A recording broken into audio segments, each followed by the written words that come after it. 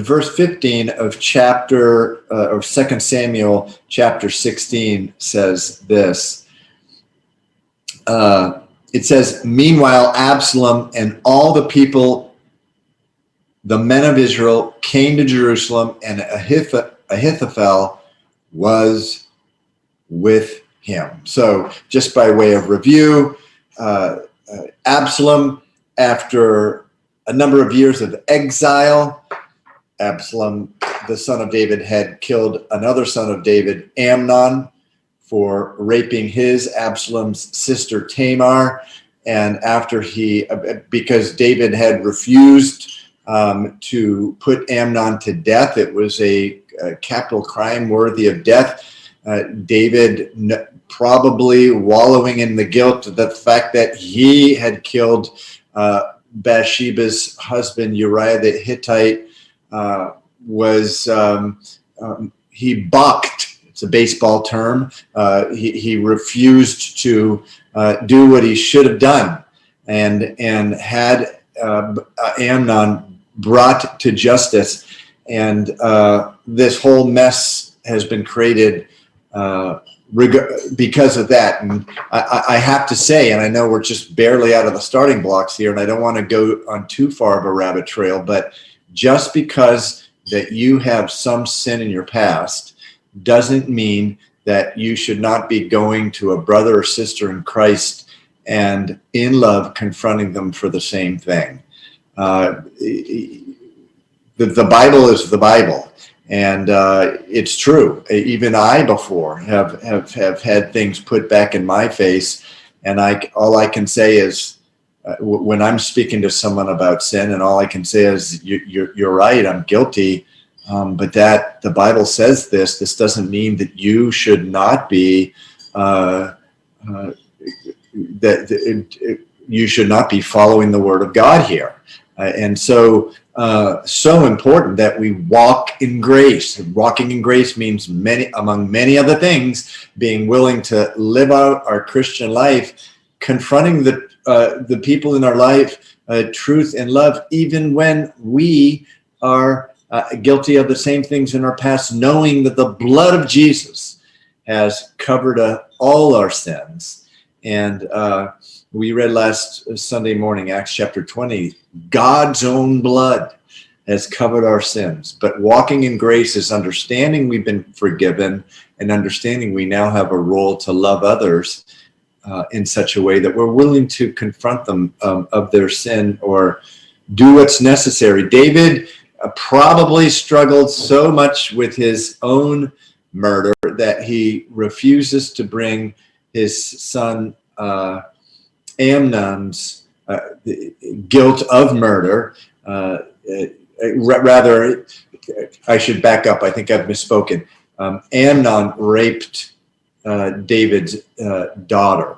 Amnon raped his half-sister, who was David's daughter. David didn't bring that to justice. And then Absalom murdered Amnon. David did not bring that to justice. And so Absalom, after a number of years in exile, comes back and has essentially incited a rebellion and gotten what appears to be the vast majority of Israel onto his side, uses flattery, uses his good looks, uses promises, false promises. And so David has fled Jerusalem by this point. He has fled Jerusalem, and a number of folks, while David is in the process of fleeing Jerusalem, come alongside of him to support him.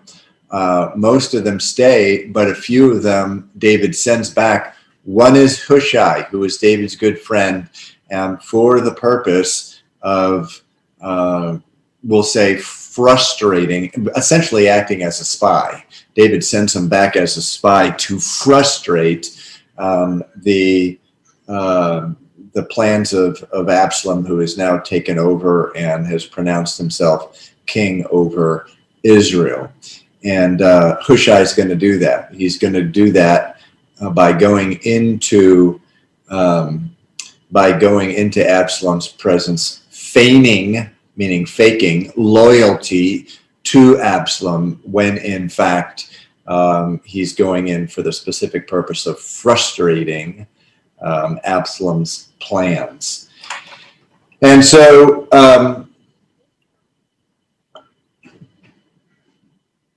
again, it says in verse 15, Absalom and all the people of Israel, the men of Israel came to Jerusalem, and Ahithophel was with him. So Ahithophel was one of David's counselors, perhaps his most trusted counselor, certainly his most valuable counselor, but he has betrayed David here and gone over into Absalom's camp, and more on that in a little bit. Verse 16 says, and so it was when Hushai the Archite, David's friend, came to Absalom, that Hushai said to Absalom, long live the king, long live the king.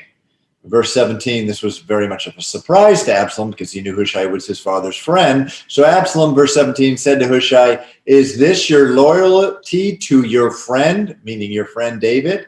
Why do you not go with your friend?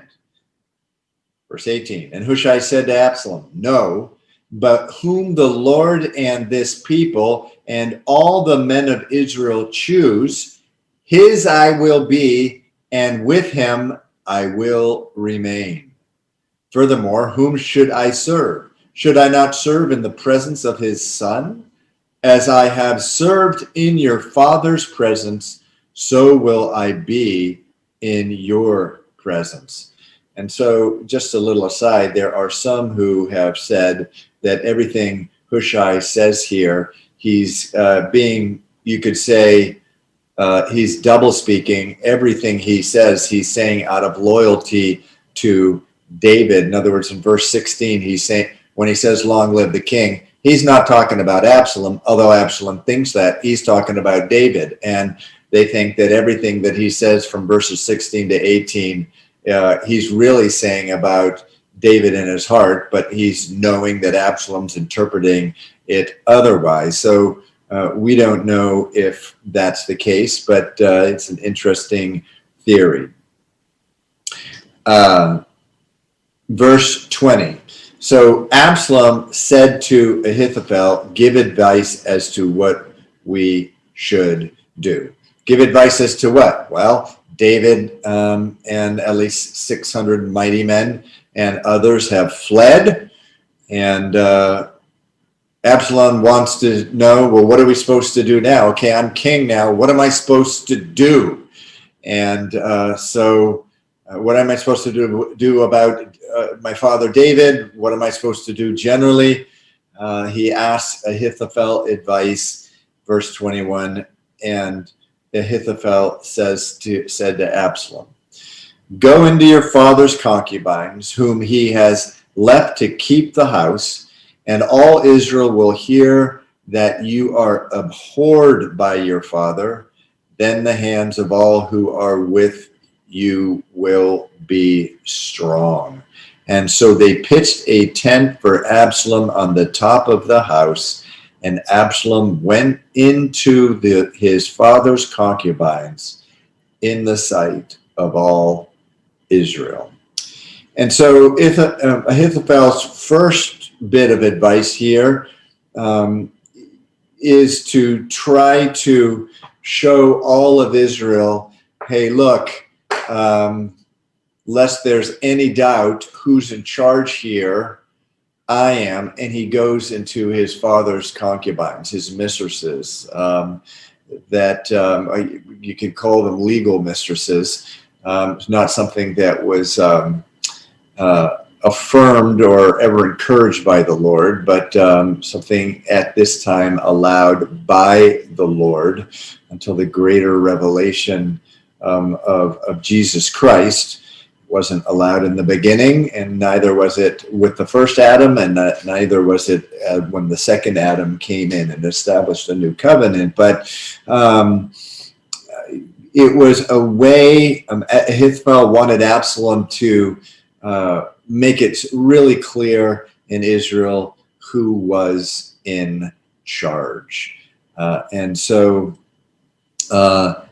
Absalom goes ahead and does that. He pitches a tent on the top of a house. And as I have said in previous messages, when you're in the top of a house in the middle of a city, everyone in the city knows what's going on. And so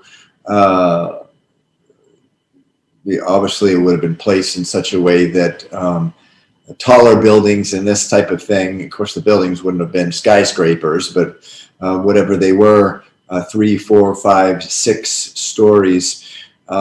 He pitches a tent up there. He goes into his father's concubines. And so the break is clear. The bridges are burned. And now it's, you better choose sides. And he's also making a statement about who's in charge. And so I want to pause there and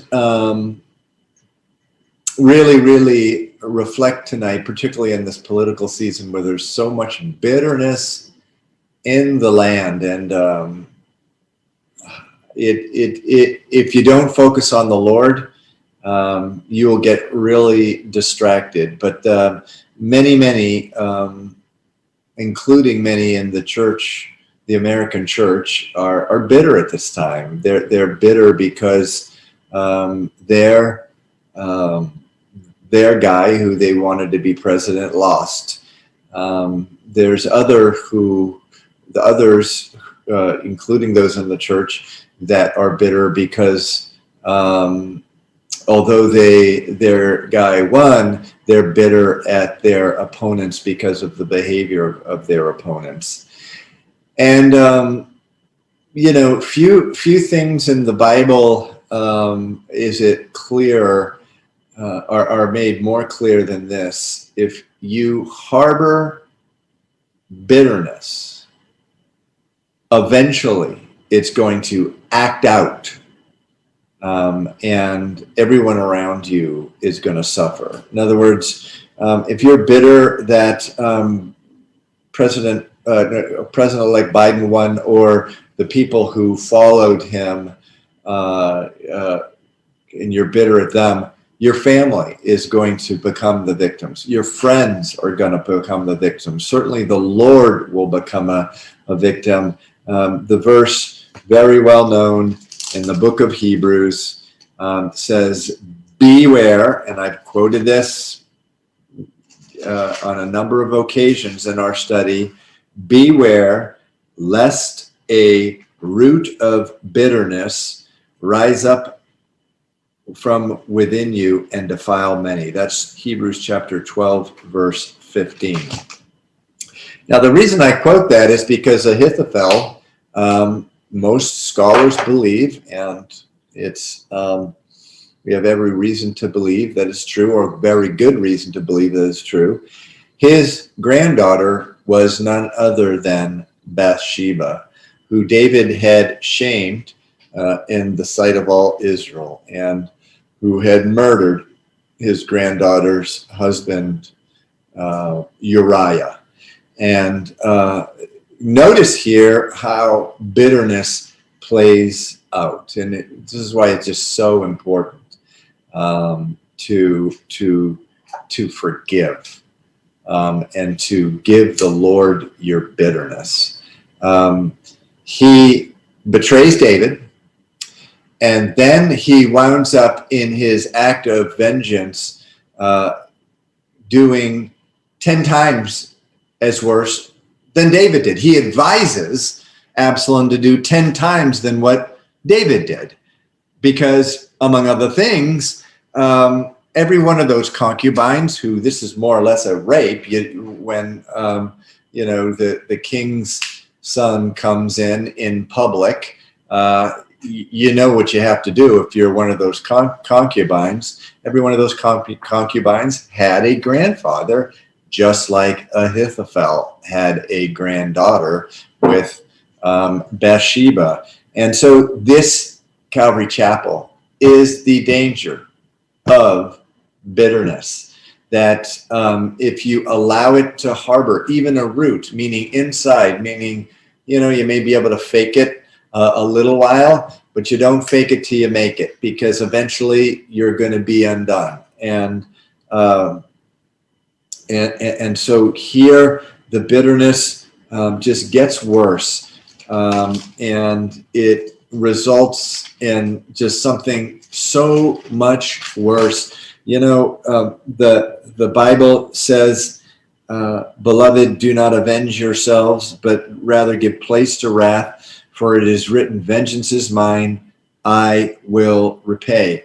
The reason, well, among other things, the reason that we leave vengeance to the Lord when we have been wronged, even viciously wrong, is because when we try to right a wrong, when we're bitter, we'll always go, we typically will go way further than anyone would ever go. Only God knows the penalty that is deserved. In his providential and in his providence, he knows what to mete out, which he did with David. David had consequences, but Ahithophel, in his bitterness, let me tell you, when you will overstep the retribution, the just retribution, when you have bitterness in your heart, it's better just to obey the Bible. Deuteronomy 32 verse 35, Romans 12 verse 19, vengeance is mine, I will repay. And so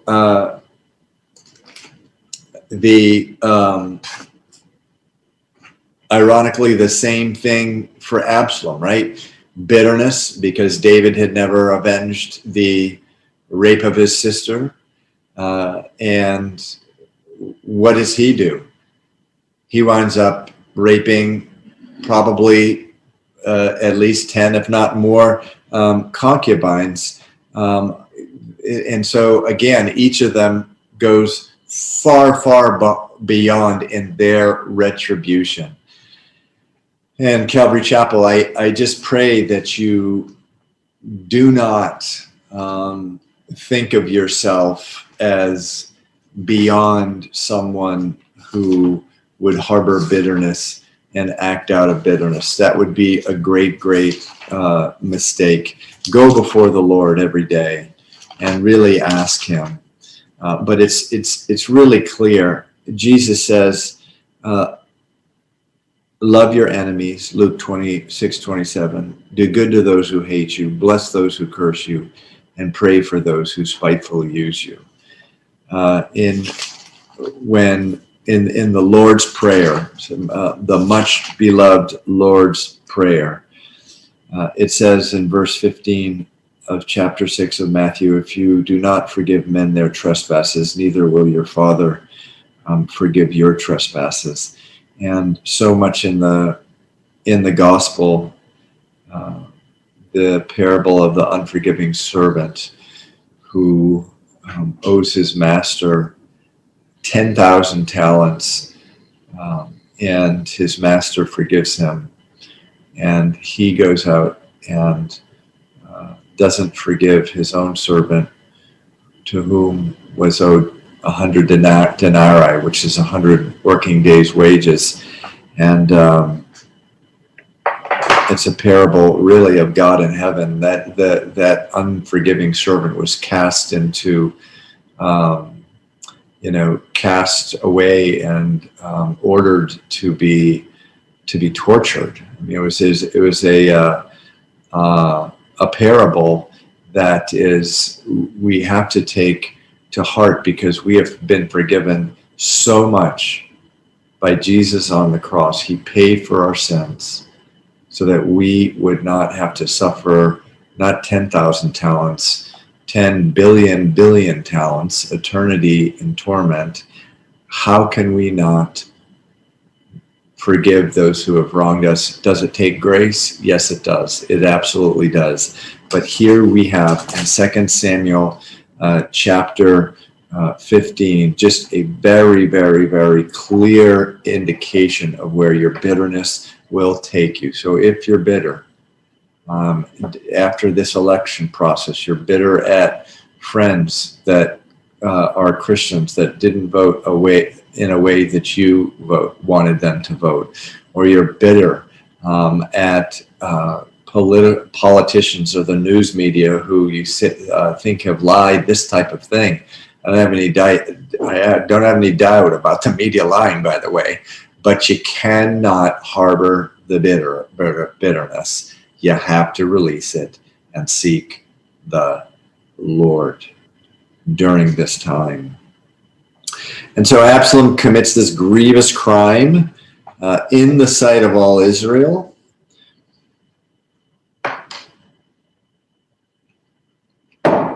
And then in verse 23, it says, now the advice of Ahithophel, which he gave in those days, was as if one had inquired at the oracle of God. So was all the advice of Ahithophel, both with David and with Absalom. I do want to say this quickly. Chapter 17 is about Ahithophel's next advice, among other things. But I often think of Psalm 55 because it's almost certainly speaking about Ahithophel. It's written by David, and he is in Psalm verse 4. He says, my heart is severely pained within me, and the terrors of death have fallen upon me. I think it's very probable Psalm 55 was written while he is leaving Jerusalem at the time that this is happening. But then verse 12, very important, verse 12 says, and again, he's saying, my heart is severely pained within me. Why? It's not because he's not king anymore. It's because he's hurt deeply. He's hurt deeply. Verse 12 says, for it is not an enemy who reproaches me, because then I could bear it. Nor is it one who hates me who has exalted himself against me. Then I could hide from him, but it was you, a man my equal, my companion and my acquaintance. We took sweet counsel together and walked to the house of God in the throng. I don't know if this has ever happened to you, where someone who you trusted dearly, dearly, dearly betrayed you in the most hurtful way. It's happened to me. There are few things harder than betrayal by a close friend or a trusted friend. But that is I believe, and most Bible scholars, I believe, are in agreement that this right here is talking about Ahithophel, and ultimately, I believe it's prophetically talking about Jesus and Judas. For it is not an enemy who reproaches me. It's not one of the Pharisees who hate me. It's not a Roman who hates me. No, it's you. But he says actually in verse 12 of Psalm 55, if it was, I could bear it. I mean, I could take it if it was an enemy. If it's just some person in the street and they don't like me because I'm a Christian, or they don't like me because they don't like the color of my hair or the look of my big ears or whatever. I mean, I can take that. But what David is saying, but it was you, a man of my equal, a companion. We took sweet counsel together, meaning we talked for hours and hours and hours together. Again, Ahithophel was David's counselor, but also Judas was among the 12. And we walked to the house of God in the throng. I tell you, when it says in Philippians, I think it's chapter 3, where Paul says, I count all my past accolades, my past credentials, my religious accomplishments, I count them all as rubbish. So that for the privilege, Paul says, of knowing Christ and in the power of his resurrection, but then he says what? And in the fellowship of his suffering. So if you, if that may be you today, you feel betrayed by someone, maybe it's a relative, friend, whoever it might be, just consider this, that you have the privilege of still worshiping and following God in your sufferings of betrayal, just like Jesus did. Just like Jesus did. Jesus, of course, called the Son of David. David had people close to him betray him. Jesus did as well. And it really is the part of the path of every Christian who cries out to God and wants true fellowship with him. It's one of the sufferings on our way to heaven. Paul encouraged the brand new churches in the book of Acts by saying, it is through much tribulation that we go to the kingdom of, that we enter the kingdom of God. And so we're not entering into heaven someday except through much suffering. This is what we're called to, but this is what we rejoice in by the Holy Spirit. So let's see what former good friend Ahithophel does next. Chapter 17. Moreover, Ahithophel said to Absalom, I think I'm going to do a fair amount of reading here, so if you could just follow me and pray for the translator and Mary. Moreover, Ahithophel said to Absalom, now let me, underline that word, choose 12,000 men, and I will arise and pursue David tonight. And I will come upon him while he is weary and weak, and make him afraid. And all the people who are with him will flee, and I will strike only the king. That's pretty extraordinary. He was going to not only betray David, but kill him. He's willing to do that. Verse 3. Then I will bring back all the people to you.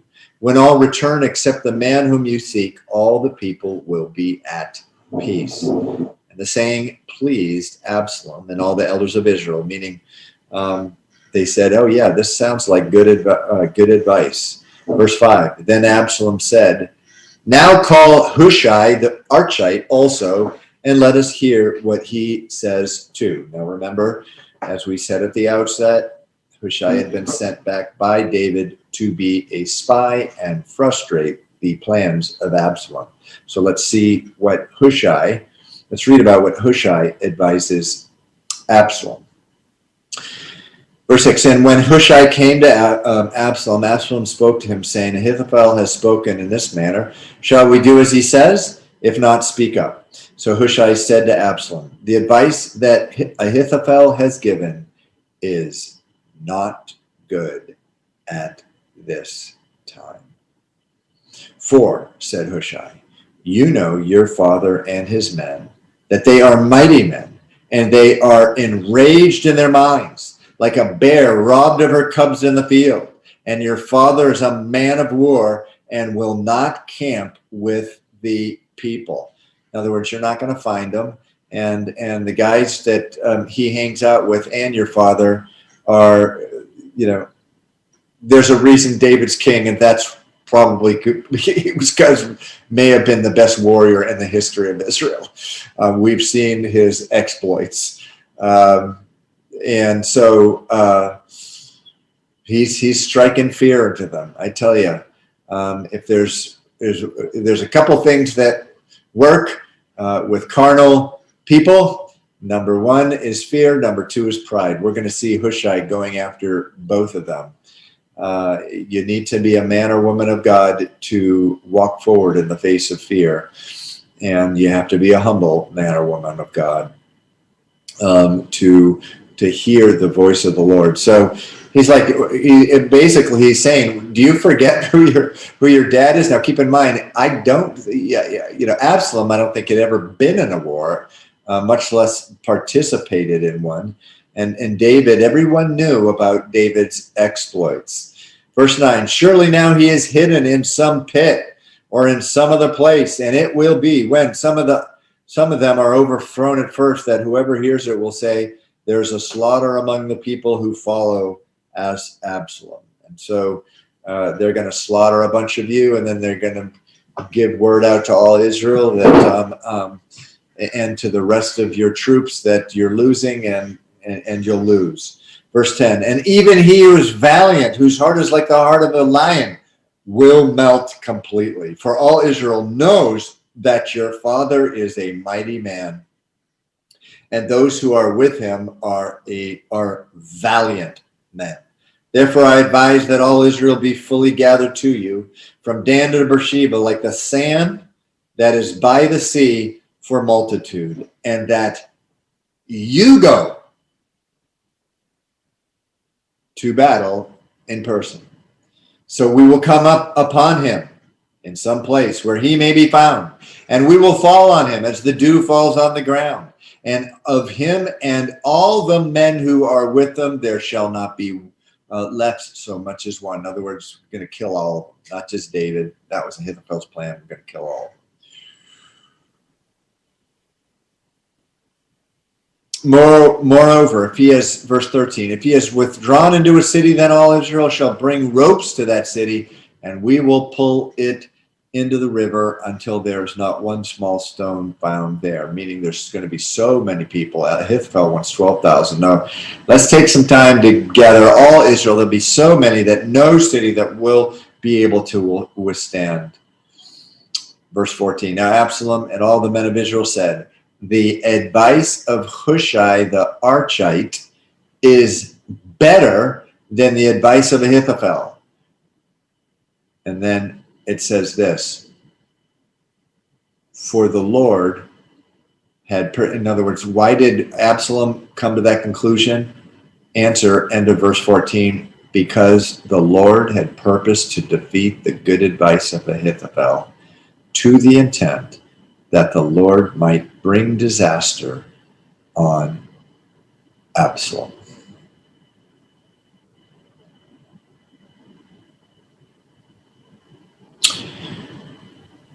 So let's talk about that. Ahithophel's plan, remember from the last verse of chapter 16, his advice had been, he had the reputation that his advice was, when you got his advice, it was inquiring at the oracle of God. I mean, he just had an incredible gift. And at the end of verse 14, we even see the Holy Spirit saying it was good advice. Ahithophel knew David. He had been counseling him for years. He had been counseling him in wars. He knew the state of David. We saw him in the last lesson. He's weeping. He's a mess. His people are not organized yet. They have not had time to mobilize. Go get him now. Defeat him quickly. Great plan. There was just one problem. Ahithophel was fighting against God. And as we've said before, when you're fighting against God, God in one is a majority. In fact, God in 0 people is a majority. He wasn't going to win. And Ahithophel wasn't going to win. And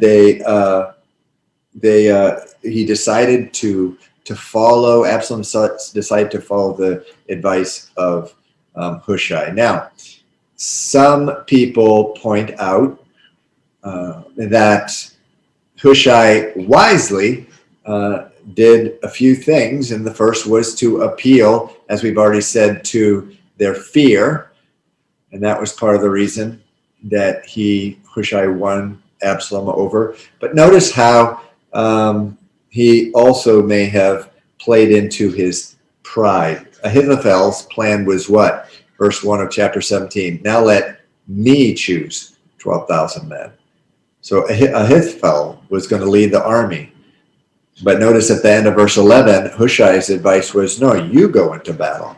In other words, you get the glory. You deserve the glory. You're such a wonderful, phenomenal long-haired, beautiful, without blemish king, you should be getting the glory. So he played into his pride as well.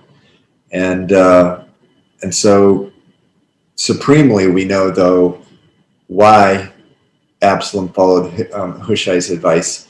It says right there in verse 14, for the Lord had purposed to defeat the good advice of Ahithophel, to the intent that the Lord might bring disaster on Absalom. You know, David, there are some Psalms, including the one that we just read, by the way, Psalm 55. I believe that Psalm 55 was written by David during the time that he's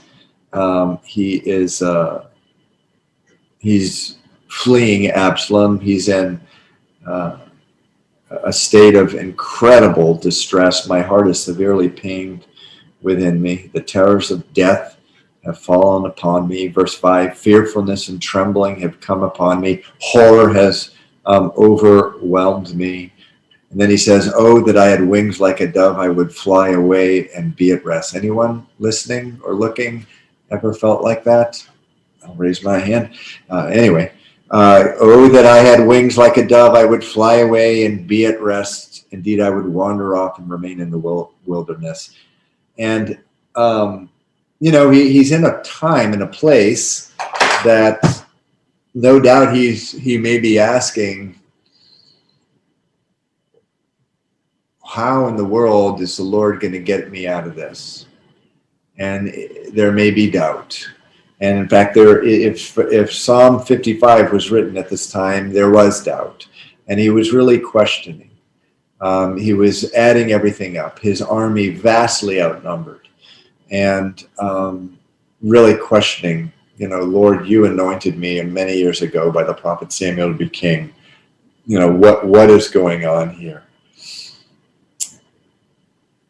What David didn't know was, well, he did know from his experience, but his heart had left him. And that's how we get Calvary Chapel. We've seen the experience of God in the past, but then at the next new trial where our heart is failing us. But David didn't know, verse 14, it says, for the Lord had purposed to defeat the good advice of Ahithophel.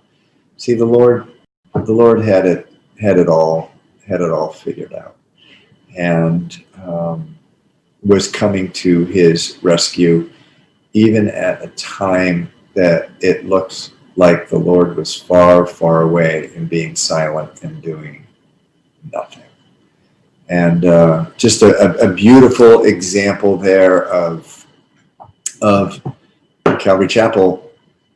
We need to know it today as much as any other day, for some of us in our lives. God is in control with this whole COVID-19 shutdown and the fear and the uncertainty and what's going to happen with this. So some of you may have lost your jobs, and then the whole racial unrest, the civil unrest, the political unrest. God is in control, because as bad as things are in America today, if you read these few chapters of 2 Samuel, Israel was in complete upheaval. There was a civil war. It was complete bedlam. But God was in control. Sometimes it's just important. This psalm that I'm memorizing, Psalm 116. It has one of my favorite verses in the Bible, and that's why it's one of the reasons I picked it. Psalm 116 verse 7 says, return to your rest, O my soul, for the Lord has dealt bountifully with you. So our soul gets all agitated beyond belief sometimes, beyond our control. Sometimes it's good to just speak to your soul. Psalm 116, Verse 7, return to your rest, for the Lord has dealt bountifully with you. And so a beautiful picture here of God being in control. Let's continue. It says, then Hushai said to Zadok and Abiathar, remember Zadok and Abiathar had also been sent back to Jerusalem, and they were the priests. They were also, you could say, spies. And Zadok and Abiathar, Hushai said to them, thus and so Ahithophel advised Absalom and the elders of Israel, and thus and so I have advised. Now therefore send quickly to tell David, saying, do not spend this night in the plains of the wilderness, but speedily cross over, lest the king and all the people who are with him be swallowed up. And so Jonathan and Ahimaaz stayed in Enrogel, for they dared not be seen coming into the city. So a female servant would come and tell them, and they would go and tell David. So there was literally runners from Hushai to David's folks. This female servant, we don't know her name. She was a valiant, courageous woman, and she is being used in a great way here. Verse 18, nevertheless, a lad saw them and told Absalom. But both of them went away quickly and came to a man's house in Bahurim, who had a well in his court, and they went down in it. Then the woman took and spread a covering over the well's mouth and spread ground grain on it, and the thing was not known. And when Absalom's servants came to the women at the house, they said, where are Ahimaaz and Jonathan? So the woman said to them, they have gone over the water brook. And when they had searched and could not find them, they returned to Jerusalem. And so here we find that there are some here in Israel who I think were godly, simple people of faith who knew what was going on. They had heard from God. They knew that Absalom was a wicked dude and was going to ruin the country. And the witness of God really in the whole world, Israel was raised up to be a witness to the nations, and they favored David. And so they actually this woman hid another courageous woman, we don't know her name, hid the spies, and then Absalom's people who wanted to kill him went back to Jerusalem. Verse 21, now it came to pass after they had departed that they came up out of the well and went and told King David and said to David, arise and cross over the water quickly, for thus has Ahithophel advised against you. So at this time, it appears that not even Hushai knows. Not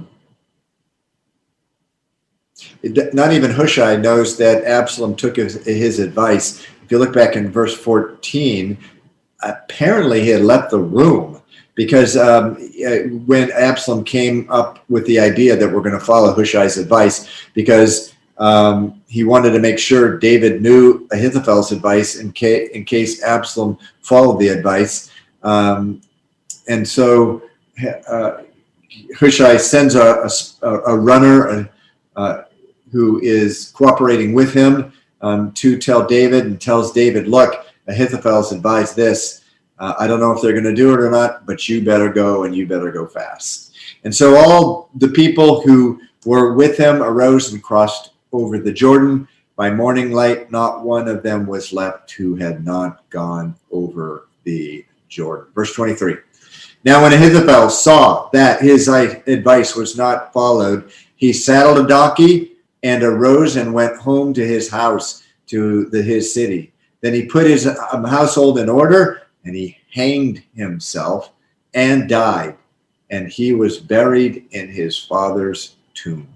Now, some believe that the traditional view, which I think I take here, is this is sort of like the practice of harikari, where the Japanese during World War II and for centuries prior to that would commit suicide just if their honor was violated. And since his honor was violated by the king not taking his advice, he just committed suicide. I think a minority of people think but they very well could be true, that Ahithophel knew for certain that David was going to win. Because, again, this guy, Ahithophel, he's a very wise guy, he's a gift, and he knew David, and he knew David. If David had time to mobilize, which he's going to have time because Hushai's advice is followed, David's going to come back and win. And so he's thinking, as soon as David comes back and wins, he's going to execute me. I'm just going to take my own life. Tragedy, that's where bitterness will take you. And if you think, one of the remarkable things, if we could just pause for a second, just think if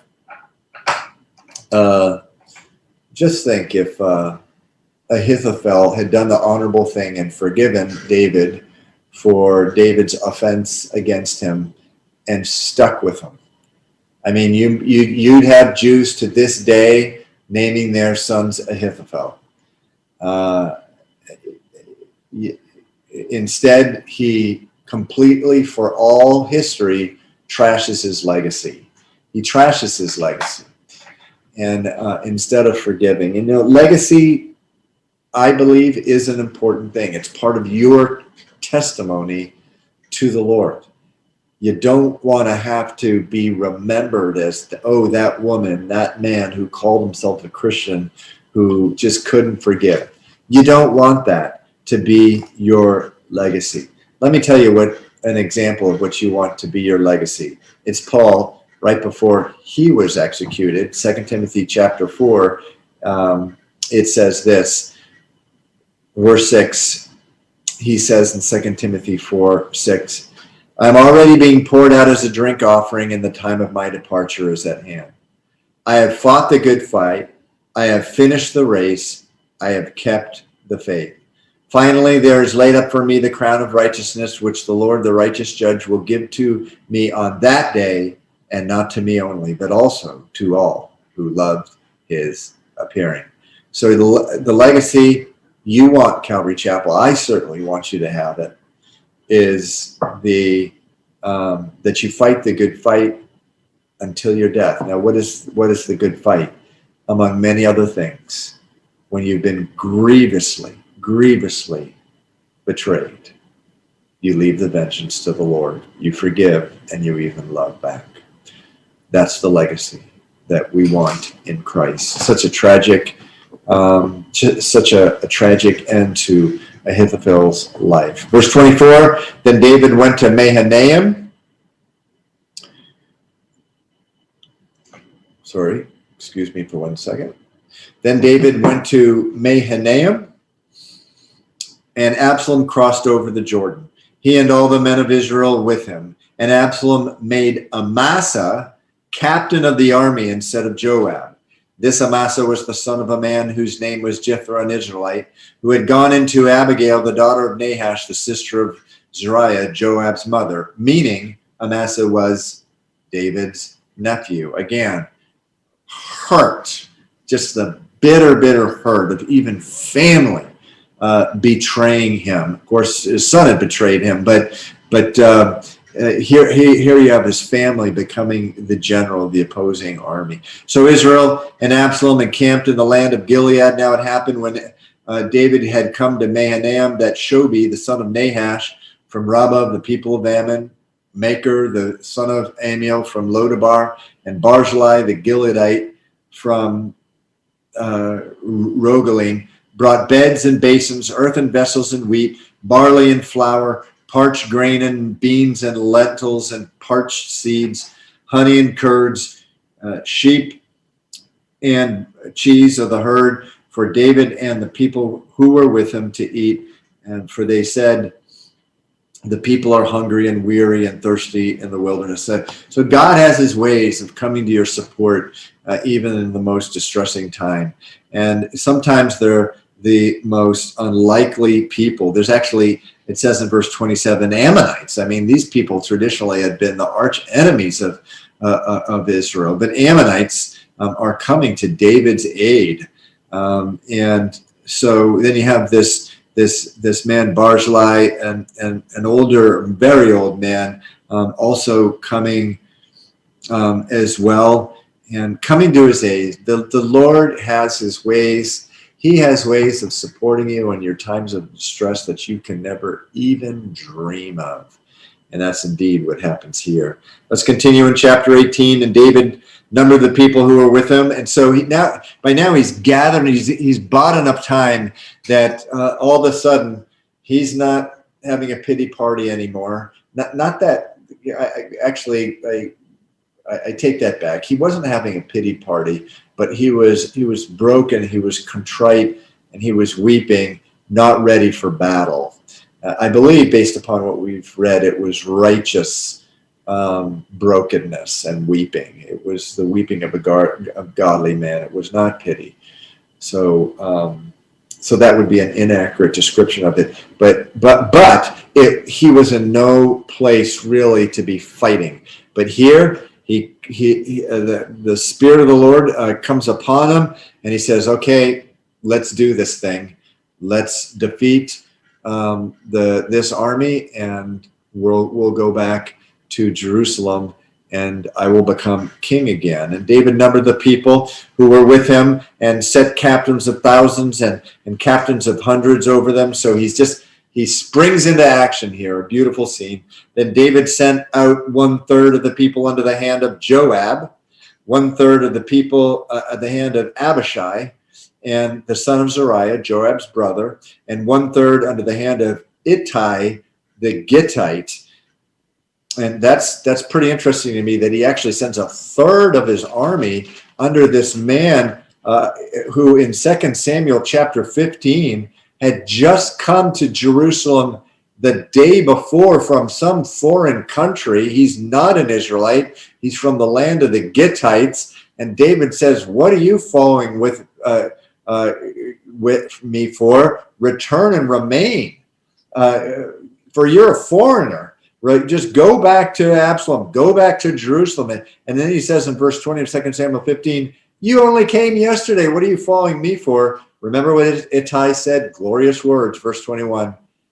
"As the Lord lives," capital Lord, he was a believer in Jehovah. And as my Lord the King lives, surely in whatever place my Lord the King shall be, whether in death or life, even there also your servant will be." Wow. Now he gets 1/3 of David's army, this man. Clearly a risk.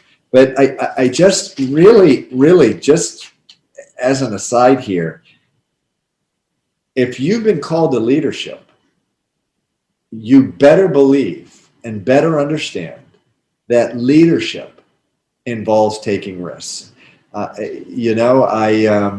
We have to do it here at Calvary Chapel quite a bit. We'll see someone coming up and there's a need. And we're like, there's a need, but we don't want to fill the need of ministry just because we have a person to fill it. Is it God's person? We seek the Lord. And oftentimes it's like, whoa, Lord, would you really have that person? Now they're younger in the Lord. They're inexperienced. And so, but this is one of the things that I have admired Chuck Smith for. His legacy was he really took some risks on some folks and who were used mightily of God. Of course, he also made mistakes, as I've done, but here 1/3 of his army he gives to a man who just joined him, who wasn't even a Jew. But then it continues in verse 2. It says, "And the king said to the people, I will also surely go out with you myself." In other words, I'm going to go into battle with you. "And the people answered, You shall not go out.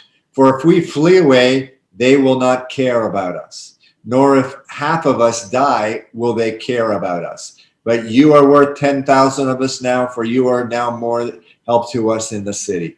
And the king said, "Whatever seems best to you, I will do." So, we commend David here for his humility. He's an older guy now. He doesn't go out into battle, and he accepts the counsel. So he has humility, as much humility as his son has pride, and he stays behind. So the king stood beside the gate, and all the people went out by hundreds and thousands. Verse 5.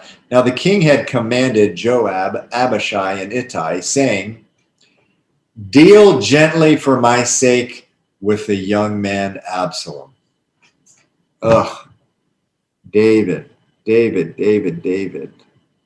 Don't, David. He's doing it again. He is allowing his heart, probably his own guilt as well, to order something really, really foolish.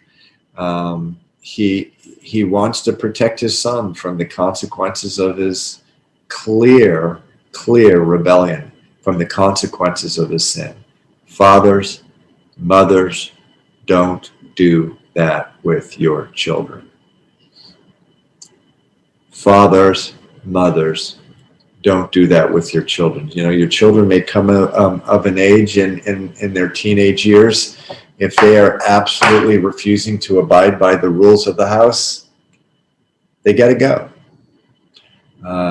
There may be a situation you're in where, you know, God forbid it, but he may permit it and even direct it. One of your kids winds up in a jail.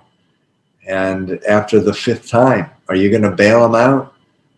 Or are you going to seriously consider, wait a second, I can't protect my child from the consequences of their behavior any longer. If I do, I'm doing a disservice to the rest of my family and indeed to the child himself or herself. Don't do it. So this is a tremendous weakness of David. You know, kill everyone else, don't kill my son. And all the people heard when the king gave all the captains orders concerning Absalom.